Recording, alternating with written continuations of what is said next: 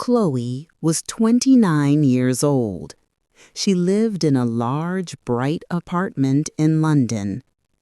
Chloe was a beautiful woman with long, shiny blonde hair. She was also very rich.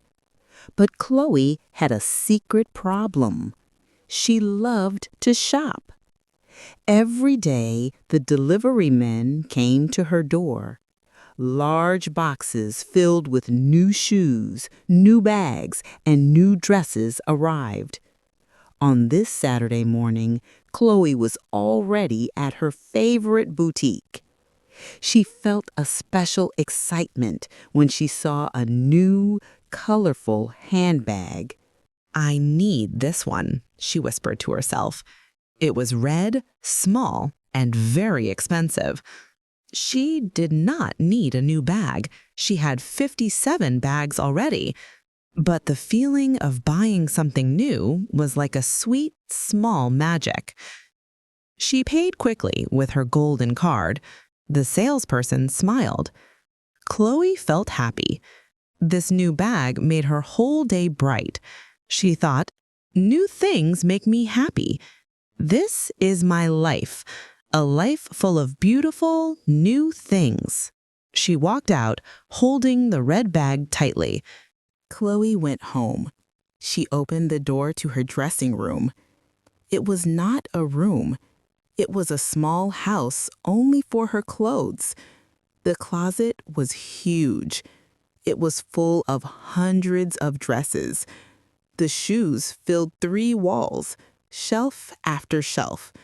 They were all beautiful and colorful, but the room was a mess. There was no space left. Chloe tried to find a place for her new red bag. She pushed a blue bag and moved a yellow pair of shoes. Suddenly, a stack of sweaters fell down. "Oh no," she said. She did not have time to fix it. She needed to quickly find the perfect outfit for a lunch meeting. As she searched, she realized many clothes still had the tags on them. She had never worn them. The clothes were waiting like quiet, colorful ghosts. The closet was her beautiful prison. She felt a small, cold fear. The next day, Chloe went to a special meeting. It was about city development. She wore a brand new, expensive green suit. She looked perfect. At the meeting, she met a handsome man named Liam.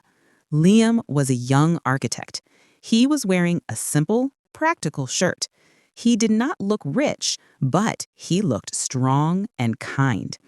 Liam was talking about a new plan, building a small, colorful community center in a poor part of the city. He needed money for his project. Chloe was listening, but she was thinking about the shoes she wanted to buy online later. After the meeting, Liam came to her. "Hello, Miss Chloe. Your suit is very nice," he said with a friendly smile. Chloe smiled back. "Thank you, Mr. Liam. Your project sounds..." Chloe and Liam talked for a moment. Liam saw the large diamond ring on Chloe's finger. "Your project needs about 50,000 pounds, right?" Chloe asked. Liam nodded. "Yes, that much can build a wonderful space for the children." Chloe thought, 50,000 pounds is the cost of my 10 favorite handbags. Liam then looked at her clothes. "You have many beautiful things, Chloe. Do they make you truly happy?" His question was simple, but heavy. Chloe felt a little angry. "Of course they do. They are art. They're my collection." Liam did not argue. He just smiled sadly. "Perhaps, but a simple space where children can learn is also a type of art, Chloe. It is art that helps people grow." He gave her his business card. "Think about it," he said, and then he left. Discussing consumerism. Chloe did not want to think. Liam's words were like a small, annoying insect buzzing in her ear. Her solution was always the same: shopping. She went to the largest department store. She bought 2 more pairs of high-heeled shoes. one blue, one gold. They were stunning. She brought the big boxes home. This time, the feeling of happiness was very short. It lasted only 5 minutes. Then the annoying buzzing sound came back. She looked at her new gold shoes. They were almost the same as the silver shoes she bought last month. She felt a little empty inside. She realized her new purchases were just covering a hole inside her heart, and the hole was getting bigger. A week later, Liam called Chloe. She was surprised. "Hello, Chloe. I'm hosting a community event next Saturday. It's a Help the Children clothes drive. We collect old but good clothes for families who lost everything in a recent fire. Will you come and help?" Chloe wanted to say no. Her Saturday was for shopping. But Liam's voice was warm. "You don't need to donate money, just your time, and maybe some boxes." Chloe hesitated. She looked at her phone, ready to open a shopping app. Then she looked at the mess in her closet. "Okay, Liam," she finally said. "I will come, but I don't know how to organize things." Liam laughed. "Perfect. We will teach you." Before the event, Chloe knew she had to face her closet. It was a disaster. She opened the door.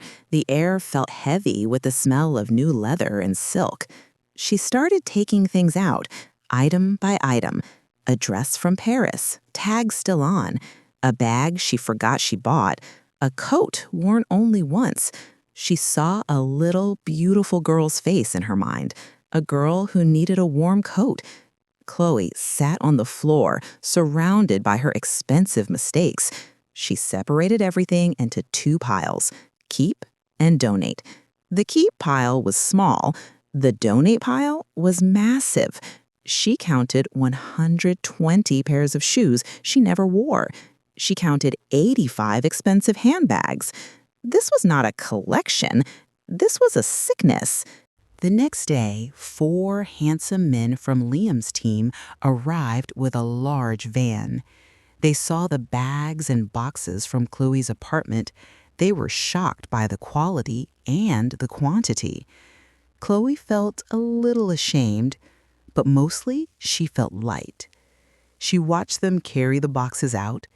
Each box felt like a weight leaving her shoulders. She put the new red bag, the one from Saturday, into the donate pile. "This is a new beginning," she told Liam, who was there to help. Liam looked at her, his eyes full of respect. "You are very brave, Chloe. Giving up things you love is hard." Chloe answered, "I thought I loved them. Now I know I just loved the idea of buying them." The following Saturday was difficult. Chloe's usual routine was shopping. Now she had nothing to do. Her phone was quiet, no new delivery notifications. She felt restless. She almost drove to the mall. She looked in her smaller closet, the one with the clothes she actually wore. She found an old paint set she used when she was a little girl. She decided to use her free time to paint the walls of her kitchen a new, bright yellow color. It was hard work. Her hands got dirty. But for the first time in months, she was focused on creating something, not consuming something. It felt different. It felt real. By the end of this story, you can discuss the topic of consumerism in English. Chloe spent the whole day painting. She made mistakes, but she fixed them. Liam called her in the evening. "How was your day off?" he asked. Chloe's voice was tired, but happy. "I painted my kitchen. It looks beautiful. And I didn't buy anything." Liam laughed. "That is wonderful, Chloe. You see, you don't need a fancy suit to be creative." Chloe felt a warmth that was stronger than the magic of a new handbag. The satisfaction came from inside her, not from a paper bag with a logo. She started thinking about other things she could create. Maybe a small garden on her balcony. Maybe learning to cook.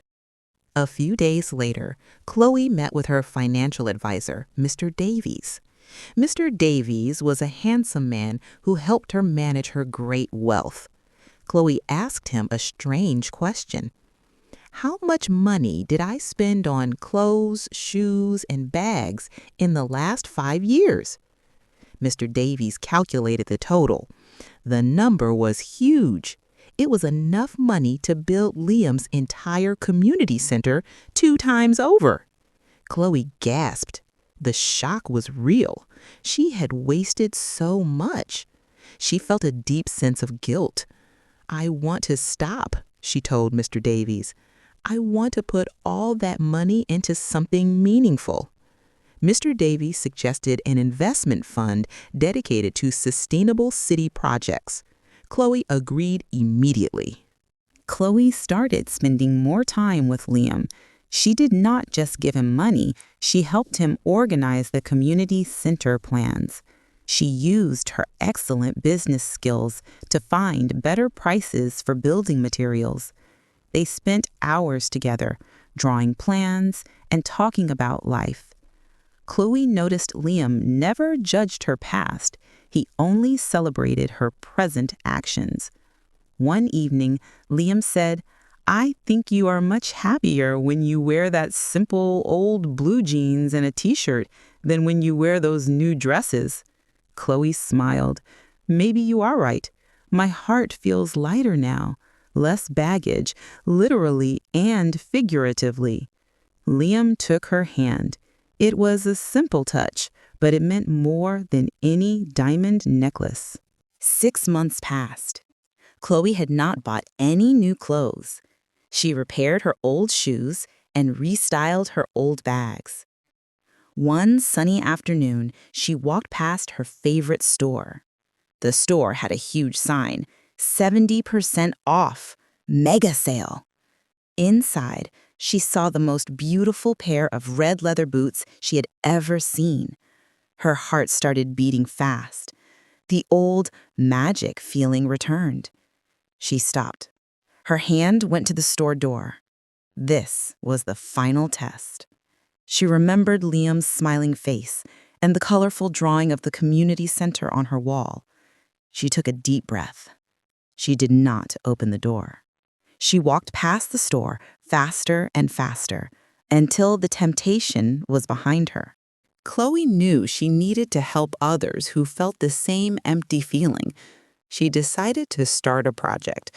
She called it the Second Life Closet. It was a website and a small consulting service. She helped rich women simplify their closets, donate unworn items, and buy clothes only when necessary. She taught them about sustainable fashion, buying quality over quantity. She used her wealth and her story to inspire. She was working hard, not buying hard. Her life was busy, but for good reasons. She felt purpose. She was using her creativity to solve a problem, not create one. 1 year after meeting Liam, the community center was complete. It was colorful, bright, and full of happy children. Chloe and Liam stood together, holding hands. Chloe was wearing her simple, old blue suit, the one she wore only once before the great cleanup. Liam whispered, "This is the most beautiful thing you have ever made, Chloe." Chloe looked at the center, then at Liam. "You taught me a simple truth, Liam. Happiness is not a price tag. Joy is not found in things you buy, but in things you build and share." She finally understood. Her life, once filled with useless consumption, was now full of meaning and simple, true happiness. The colorful closet was empty, but her heart was full.